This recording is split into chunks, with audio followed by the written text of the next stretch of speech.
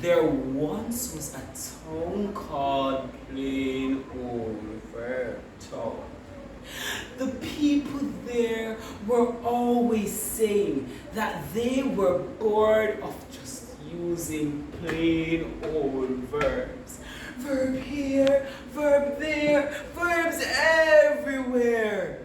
The people said there must be a way to add some vibrancy to this town. So they reached out and called the people of part of Speech Town, hello, to come and modify their tone. Many people who the message appealed to most jumped at this invitation and came to live in Verb Town. The two sets of people united forces and existed happily ever